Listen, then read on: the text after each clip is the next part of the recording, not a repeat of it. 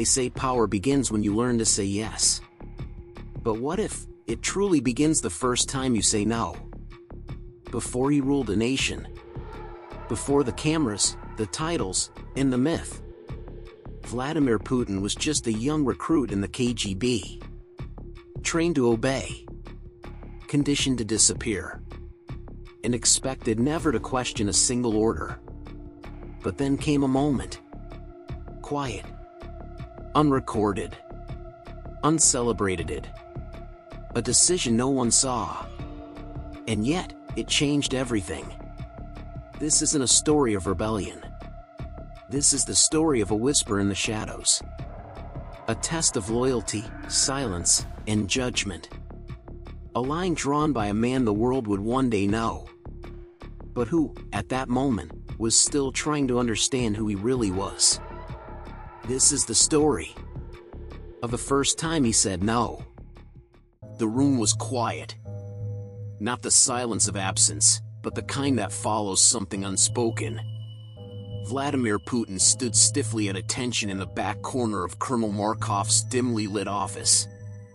The door had just clicked shut behind him, sealing in the smell of stale tobacco and cheap paper. On the desk, a single folder lay unopened, thicker than usual, worn at the edges, its corners curled like the wings of an old file waiting too long to be read. Markov didn't look up. He was scribbling something in a notepad with the kind of sharp, angular handwriting that made you feel like you were already being punished. When he finally spoke, his voice was as flat as the light coming through the half-drawn blinds. "There's a man," he said. "His name is Leonid Brevsky. Former informant. Useful, once. Now, problematic." Putin didn't respond. He knew better. Markov continued. "He lives 2 blocks from the tram station on Kalinina Street. Works at the warehouse. Drinks in the evenings. Speaks too freely. Still no eye contact. Still no movement. We want him quiet." Now Putin spoke, his voice calm. "Permanently." Markov stopped writing. That was the moment. No raised voice. No accusations. Just the pause. And then a quiet sentence, delivered like an afterthought. "Use your judgment." That was all. 3 words. But in the world Putin now inhabited, that wasn't ambiguity, it was precision. It meant, make sure we're not blamed. Make sure he's not heard from again. And make sure you understand this is your test. Putin took the file. He didn't sleep that night. Not because of the fear, he had long since learned to silence that, but because something didn't align. He flipped through Brevsky's dossier, ex-military, father of 2, disciplinary marks, yes, but no hint of disloyalty, no foreign contact, no attempt to defect or disrupt. The only red mark in the entire folder? A transcript of a private conversation in which Brevsky had referred to the machine as overfed and underthinking. That was it. An opinion. Putin stared at the page. Overfed and underthinking. A poor choice of words, perhaps. But not treason. The next morning, he left the file on his desk unopened. Walked out with nothing in hand, coat collar up against the drizzle, boots quiet on the stone. He knew Brevsky's address by heart now. He didn't need paper to find it. He waited outside the warehouse until Brevsky emerged at dusk. The man was shorter than the photograph suggested, hunched slightly, carrying a lunch tin that looked too clean to be used. He didn't look like a traitor. He looked tired. Putin followed him through back alleys until they reached a residential block with broken windows and a staircase that creaked louder than footsteps. He didn't enter. He watched. He listened. And when the light in Brevsky's apartment switched off an hour later, he turned and walked back to the dormitory. Inside his room, he stared at the folder again. It felt heavier now, as if it had absorbed the moral weight of its contents. He didn't sleep. The following day, he reported to Markov's office. This time, the folder was on the desk before the colonel could speak. Unopened. Untouched. "You're empty-handed," Markov said. "No," Putin replied quietly. "I'm returning the order." Markov looked up. His expression didn't change. "Explain." "He hasn't committed a crime," Putin said. "No illegal contact. No classified leak. Just a sentence. Badly phrased." "That's enough," Markov said flatly. "We don't wait for fire before we remove the smoke." "I'm aware," Putin said. "But I don't make fire where there isn't any." It was quiet again. But this time, not the silence of tension, this was something colder. A pause that stretched too long. Markov stood, walked to the window, and didn't speak for several minutes. Then, with his back still turned, he said, "This is your line?" Putin nodded. "For now." Another pause. "Very well," Markov said. "Leave." Putin turned to the door. Just as he reached it, Markov added, "There won't be a second time." Outside, the courtyard was still. The trees stood bare, skeletal. The wind had stopped. Putin didn't feel victorious. He felt changed. He had said no. Not loudly. Not publicly. But firmly. And in doing so, he hadn't just disobeyed an order. He had declared, if only to himself, that he still existed within the machine. That there was still a man beneath the uniform. But how long could that last? And would the system remember? The next morning, no one spoke to him. Not his dormitory roommate. Not the officer at the entrance checkpoint. Not the usually chatty kitchen assistant who always reminded him to eat slower.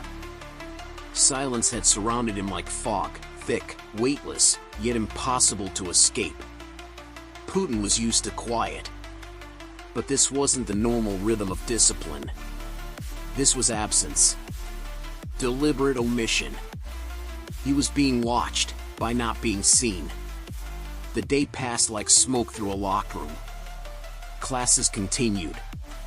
Tactical simulations. Code decryption drills.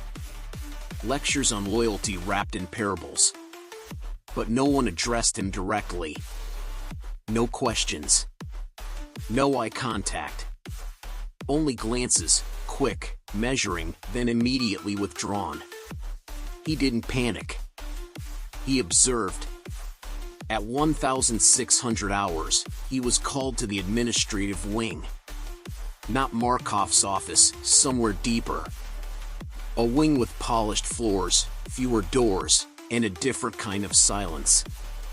One that wasn't institutional, it was personal. Room 12. Inside was a woman he had never seen before. Mid-40s, tightly pulled hair, severe glasses. She didn't introduce herself. "I've reviewed your decision," she said, placing a thin folder on the table. "You declined an order." "I used my judgment," Putin corrected. That wasn't the question. Putin remained silent. She opened the folder. Inside, his personnel file. Photos. Reports. Observations. And a handwritten note in red ink across one page. Operative exhibits early signs of personal moral filtering. She tapped it with her pen. "Do you know what that means?" "It means I think before I act." "No," she replied coolly. "It means you hesitate. And hesitation spreads like infection." He didn't look away. "I prefer infection to blind obedience." The woman didn't flinch. "A man like you can go two ways, Vladimir." He can become valuable, or he can become visible. She let that linger. Visible men don't last long. She closed the folder and slid it aside. Your scheduled field trial has been suspended. Temporarily. You'll remain on base. Continue academic review. Observe only. Dismissed, without emotion, without judgment. Just a clean erasure of opportunity. That night, Putin sat alone on the dormitory rooftop. The city stretched out below him in rust-colored lines and flickering yellow light. He watched the streetcars hum along frozen tracks. Watched people move, tiny silhouettes of routine and resignation. He thought of Brevsky, the man he didn't silence. Where was he now? Still alive? Still talking? Would someone else do what he had refused? He pulled a notebook from his coat. Not the official one. A private one. Blank on the outside. Inside, only one sentence had been written so far.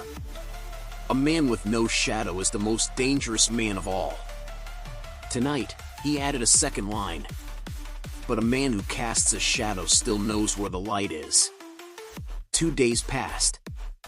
Then, quietly, his field access was reinstated. No explanation. No apology.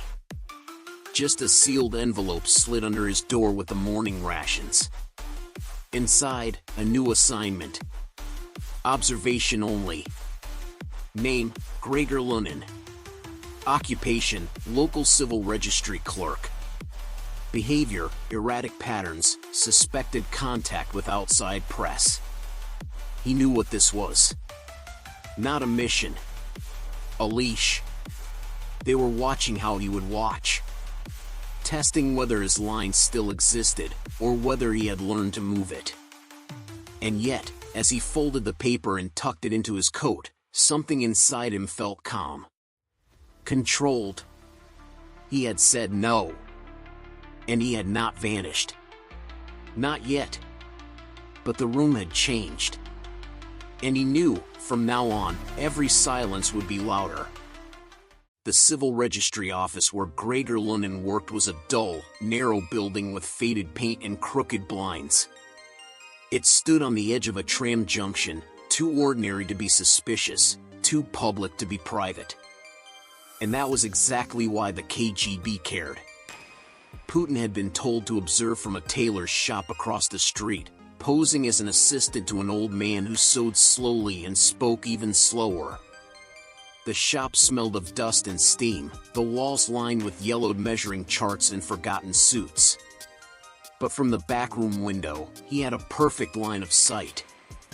Lunin arrived every morning at 8:15. Never early, never late.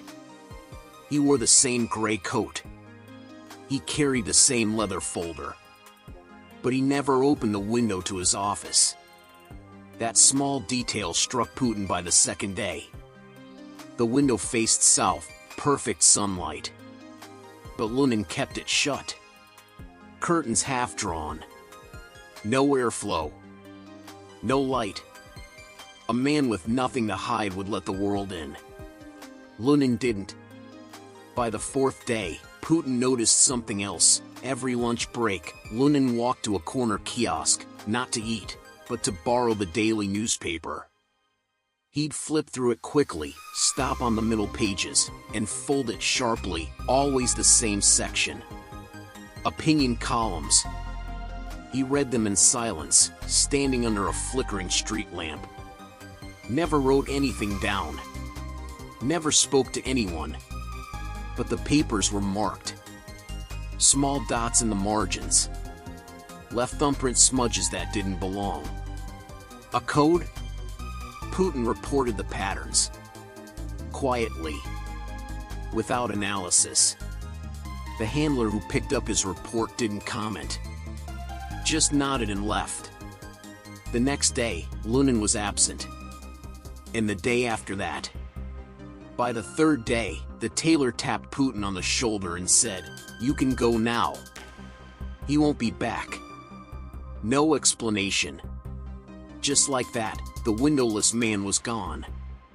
That evening, back at his dormitory, Putin found a new envelope. Inside, a single sheet. Lunin will not reappear. Your notes were noted. Good instinct. But next time, trust that what you're told to see is already seen. No signature. No further detail. Putin stared at the paper for a long time. Then crumpled it, set it on fire in a tin cup, and opened his own window. 2 weeks passed. Routine returned. But something had shifted. One afternoon, while walking the perimeter wall alone, he passed Markov. The colonel didn't stop him. Didn't smile. Just said, as he passed, "You didn't blink. That's progress." Putin didn't respond. He kept walking. He didn't need approval. He needed control. And he was learning where the cracks were, how decisions were made quietly, adjusted subtly, and sealed behind language that said nothing while meaning everything. That night, he wrote one more line in his private notebook. "You don't have to agree. You just have to understand what happens if you do." Then he closed the book. Outside, the city lights flickered like signals in the dark, meant for someone else, understood only by those who had already said yes or no. And he, for now, remained in between. 3 weeks passed. The silence around his defiance seemed to have faded, absorbed into the dull rhythm of assignments, drills, and anonymous observation. The days folded into one another like identical pages in a forgotten ledger. But just as he began to believe that the system had either accepted him or simply moved on, a new envelope arrived. No seal. No markings. Just his name in faint pencil. Inside, a single instruction. Room 21.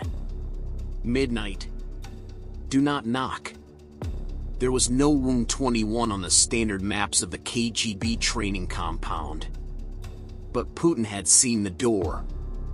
Once. At the end of a hallway past the archives, always locked, always dark. No foot traffic. No signs. At 23:58, he stood outside it. At exactly midnight, the door creaked open. A man stood inside. Middle-aged. Plain suit. No insignia. He didn't speak. Just motioned for Putin to enter. The room was small. Windowless. A single chair, a desk with a tape recorder, and a file thicker than anything he had handled before. On the desk sat a pair of thick, black headphones. The man pressed play. A conversation filled the room, Russian, but the dialect was Western. A man was speaking to someone named E.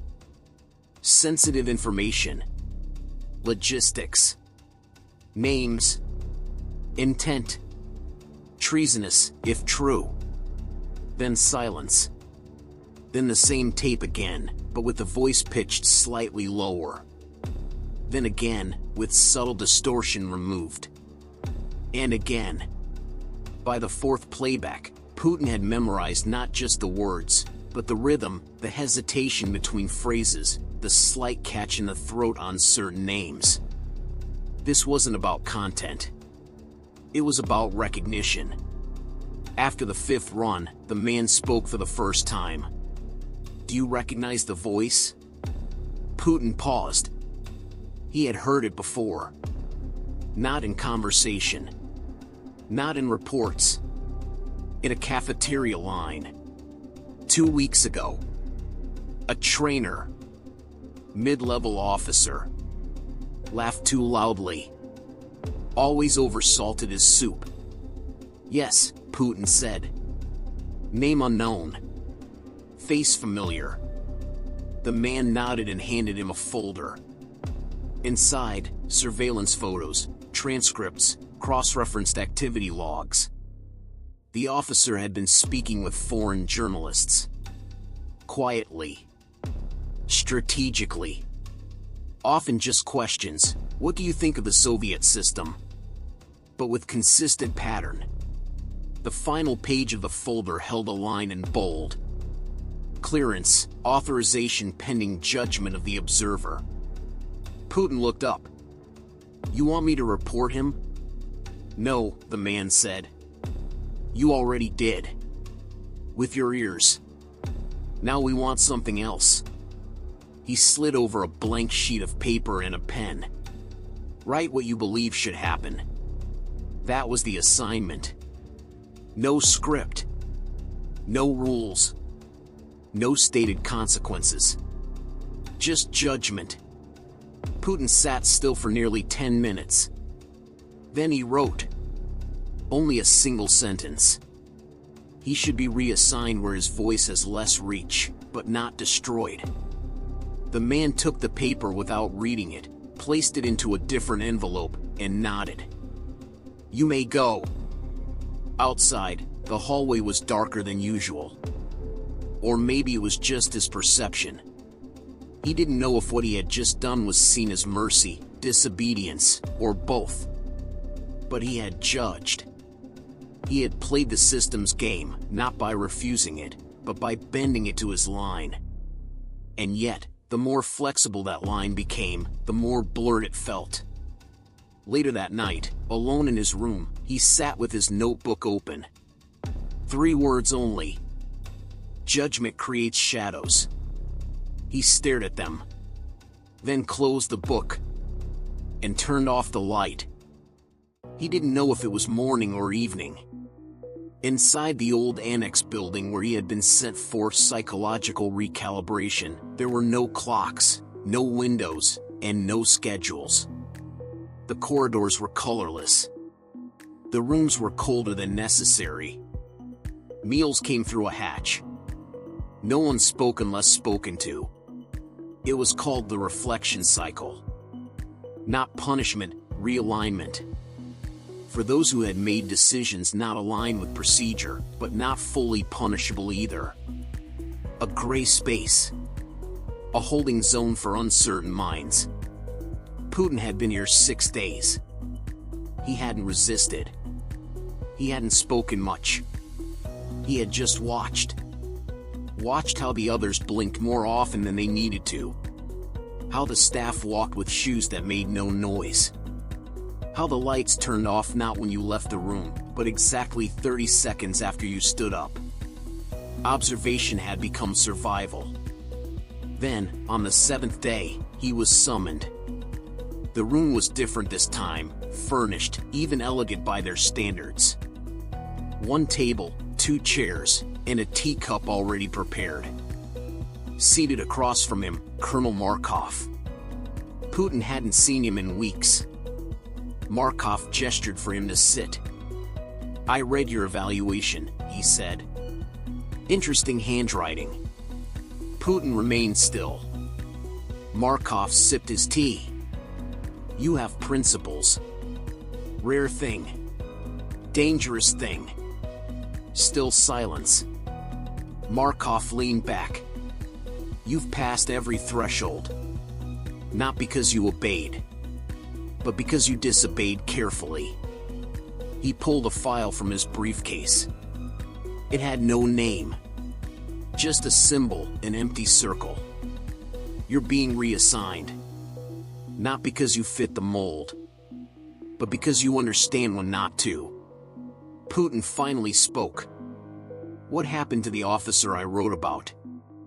Markov didn't smile. Didn't frown. He simply said, "He's in a place where his words echo less.